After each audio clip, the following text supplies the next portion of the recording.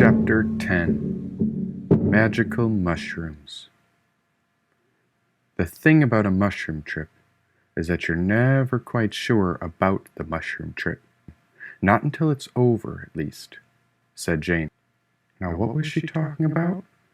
And now the voice in my head had an echo to it.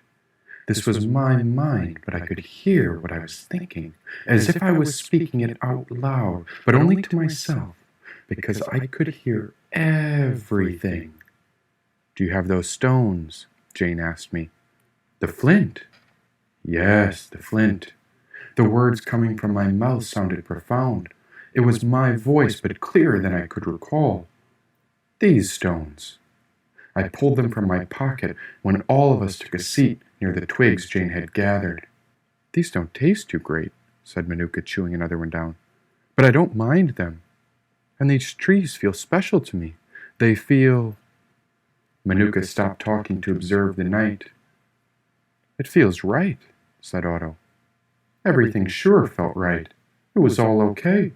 And suddenly the mushrooms made my senses tingle.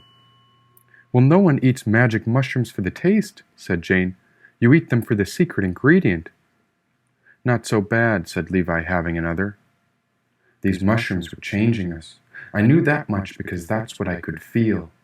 Turning toward Otto, I wanted to say something, to express this energy, but then I watched him eat two at once. Well, I suppose a brave man brings out the courage in us all. I wasn't a fan of the taste either, but Otto wouldn't stop plucking more and passing them my way. Thanks, Jane, said Levi with a handful. A handful? I swallowed the ones in my mouth before Otto passed me another. I was in the presence of good people, with good hearts, and even Levi's strange traits began to feel more welcoming. See, the thing about a mushroom trip is that even with all the experience in the world, you're always a little afraid, said Jane. She was smiling bigger than before, and I was pretty sure we'd be fine, even though I'd never seen light trickling between the trees like that. And the leaves were moving in sync, as if they planned to dance in this exact moment, all in unison. Oh, it's beautiful. Is something happening to the light? Why is it changing? Does anyone see this? The light keeps moving, don't you think? Oh, you haven't seen anything yet, said Jane. She took the flint and dashed them together when an orange spark came to life.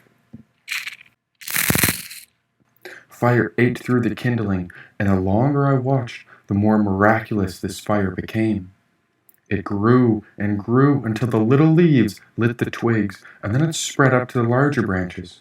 The orange flame was like a song that the smoke was dancing to.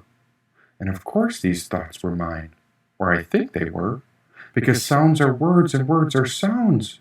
But how come the words keep slipping in and all around? And what about the time? I caught myself wondering about the clock, because the numbers were ticking somewhere, but out here they seemed to stop. And who keeps track of the time when, at once the fire popped? And why can't I get these thoughts through my mouth? Why think the thoughts at all? Why not just say 'em? Shh, whispered the wind. Who said that? I looked around the group. Everyone was smiling, concerned with nothing else but this moment, and that's when the mushrooms started speaking out loud. Thousands of orange mushroom heads were pulsating in and out together, back and forth with the light, as if growing smaller and then larger. I'm going to go for a walk, said Jane. Anyone want to join? She rose to her feet, wobbled, and took a deep breath with the trees. I'd like that, said Manuka. And I feel much better, too. Almost back to normal. Or maybe even better than that. Manuka spun around a tree and grabbed a branch as if she was dancing with it. It was more energy than I'd seen her exert all day. See, the mushrooms can heal too, said Jane. Otto was amused that his sister was feeling better. Or was she really his sister? Who knows if anything is real when you're feeling something this imaginary? I'll go for a walk too, said Otto, standing up with them. For being such a big man, he wobbled in place before they wandered out into the woods. You feeling a bit funny? Asked Levi. Yes, but I think it's because my legs are tired. I've been running a lot, so I'm going to stay right here. I think I want to walk. Will you be okay alone? Said Levi. I spent my whole life alone. Of course I'd be okay. Wait, why was he asking if I'd be well? Was I bad? Did I look like I was feeling off? Because whatever I was feeling, well, I can't describe it. Was I?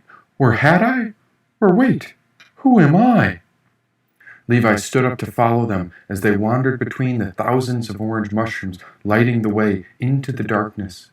Lying on the ground, I stared up at the stars and watched the rays of energy pour down through the sky, passing between the trees and then seeping into my eye.